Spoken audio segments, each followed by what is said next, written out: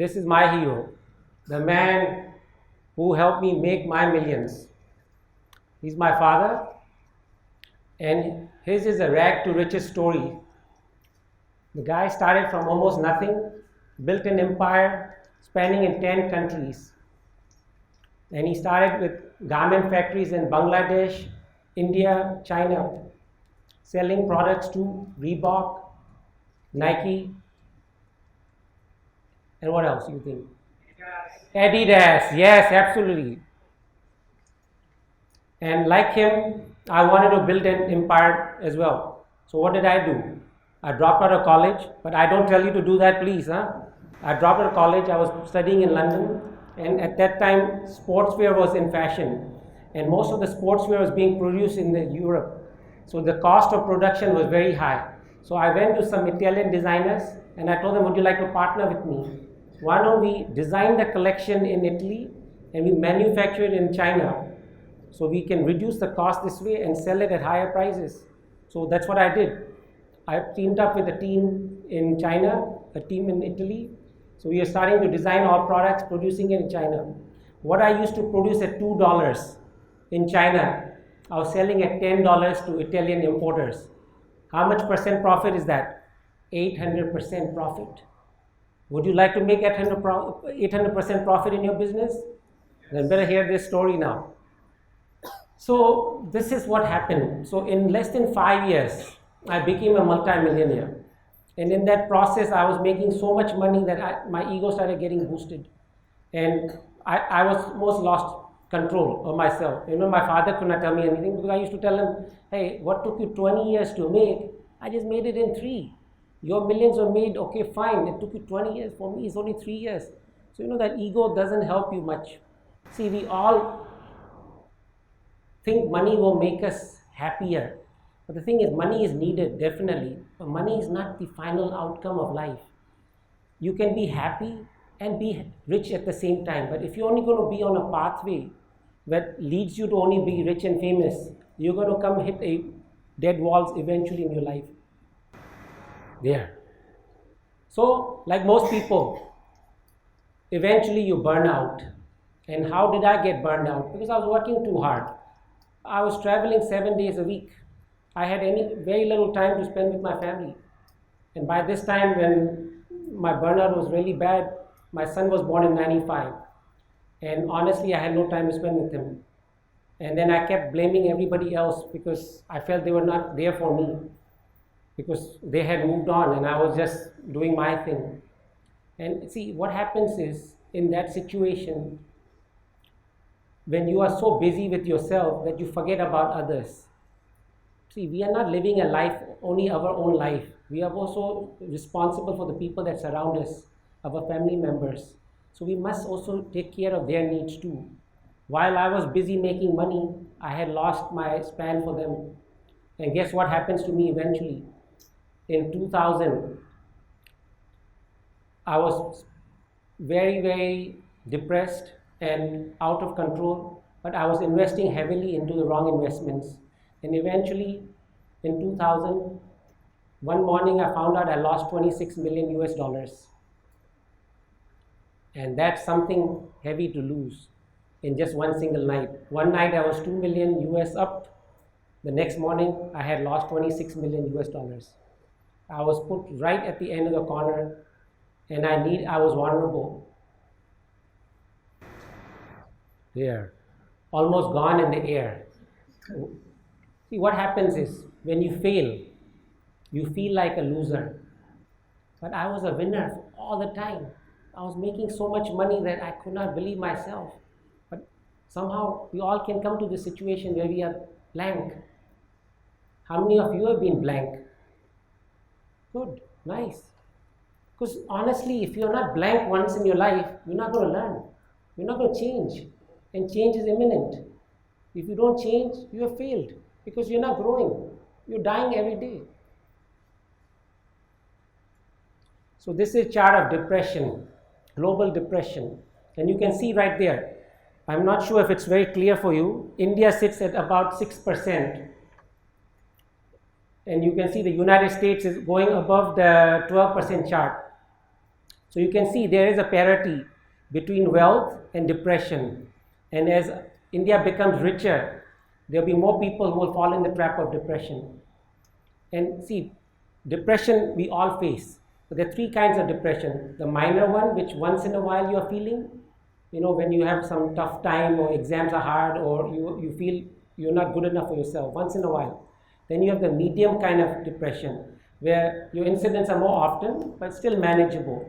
Then the last one, the kind I had, was called clinical depression, where everything seems like poison.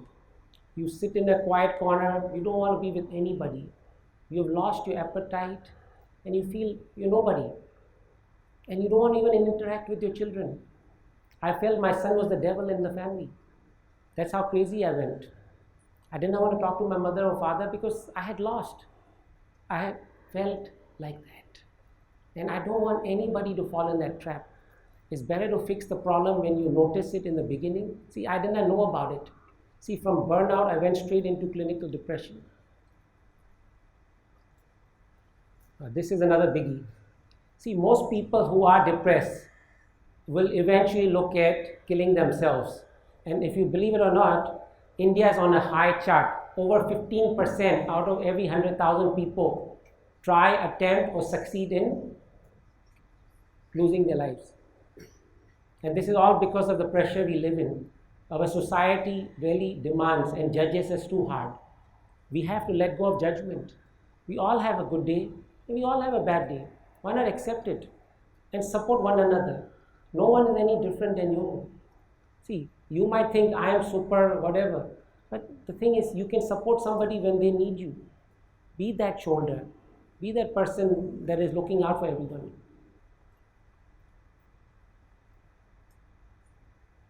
Help me please, or let me kill myself. How many of you have said this to yourself? We all go through this. Yeah, don't be afraid of saying it, because being honest with yourself is crucial. Because if you don't, you might be too late and you might succeed. Guess who has killed himself? Robin Williams, the happiest man who had a beautiful wife, family. One night he just decided to jump off a building and he killed himself. Look at Kate Spade, the world's famous fashion designer who made the Kate Spade bags were very popular. She had over $1 billion US business, yet she killed herself. Famous people also can get depressed. Thanks to this fellow, my son, who were able to see that I was not in a state which I could manage myself. And thanks to his courage, he told me, Papa, or he calls me Baba actually, I think it's about time for you to go find yourself. And thanks to him, I am here today, standing in front of you. Thank you. See, we all are built with courage. We are born with courage because you decided to be born, and the first step you take, that is courage. The first word you speak out from your mouth, that is courage. So why do we forget that we all are blessed with courage? Why do you think when we have difficult moments that we forget about courage? In fact, that's the time when you have to have courage. Stand up, face the reality. What's the worst can happen? You will fail. But if you can learn from that failing, you've succeeded already. That's all we are doing. We are not perfect. If you're trying to be perfect, you're going to fail for sure. There's no perfection in life. In fact, the beauty is in the imperfections. And look at courage in this sense. See, like we can even share it with others. Thanks to my son and my wife also in a big part, who were able to lift me up from this state where I wanted to kill myself. I wanted to end my life. And I wanted the easy way out. Because I had a $5 million US policy on me, so I could have easily killed myself, and that $5 million could have been my family's. And at that time of need, that would have helped them a lot. But they told me, no, we want you, not the $5 million. So that kind of support is needed. Not from only yourself, but also people that surround you. And sometimes we have to have the courage to accept help. So just by saying, I need help, that also takes courage. The next value that allowed me to stand in front of you today is contribution. See, we all can contribute in life, but if you can't contribute, at least don't harm somebody else. See, what has happened in this world, we judge everybody, but that's anti-contribution. That's taking away from somebody's actual benefits.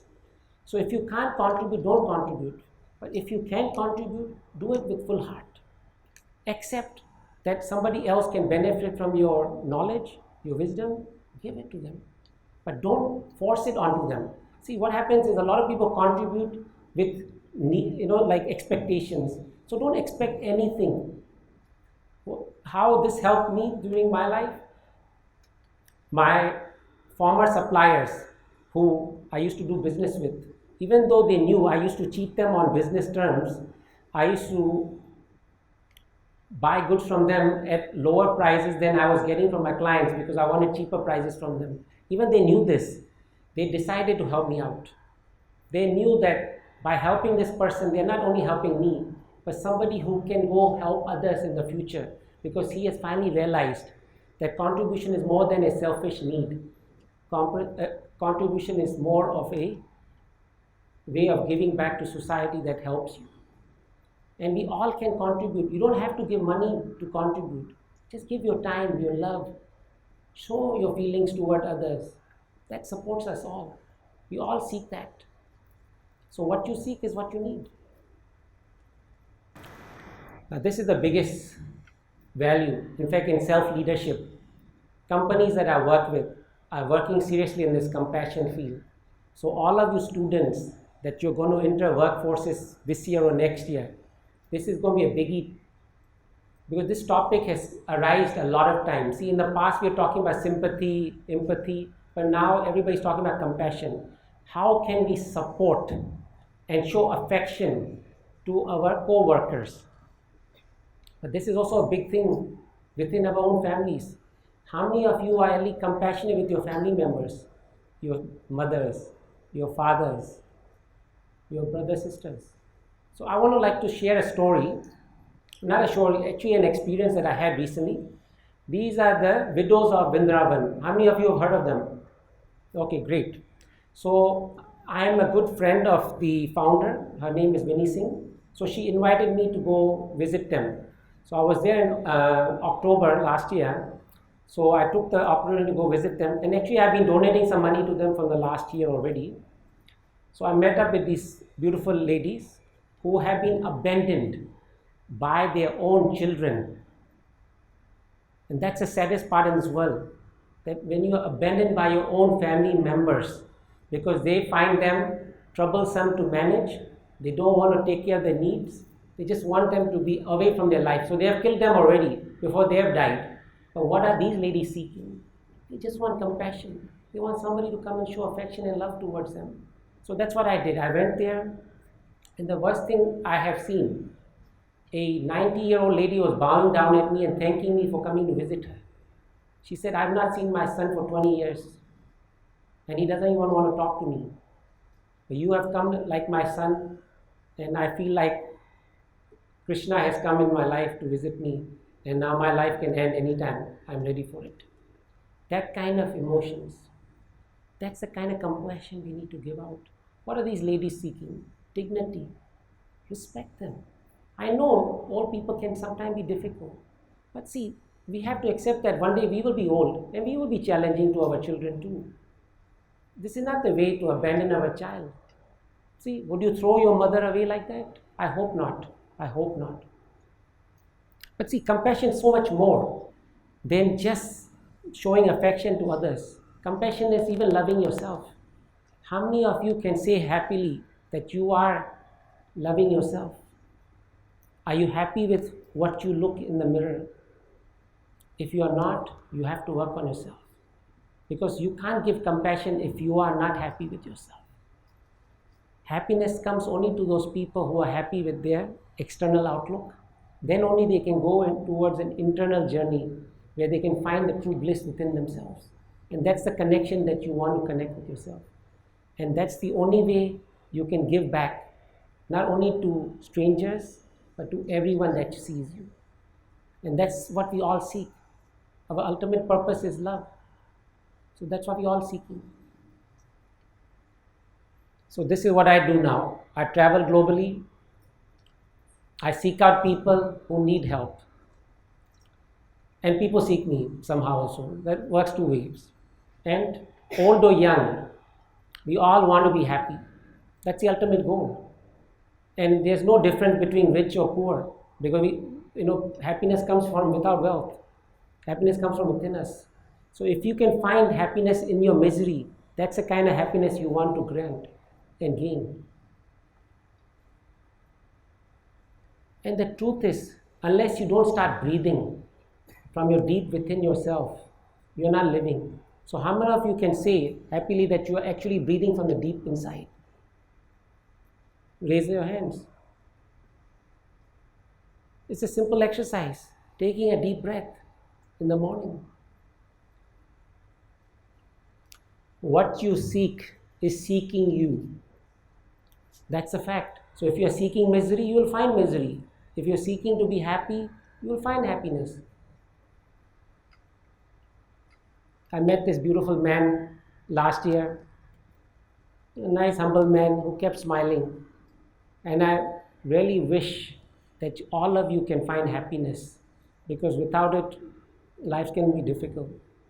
Thank you. Thank you very much.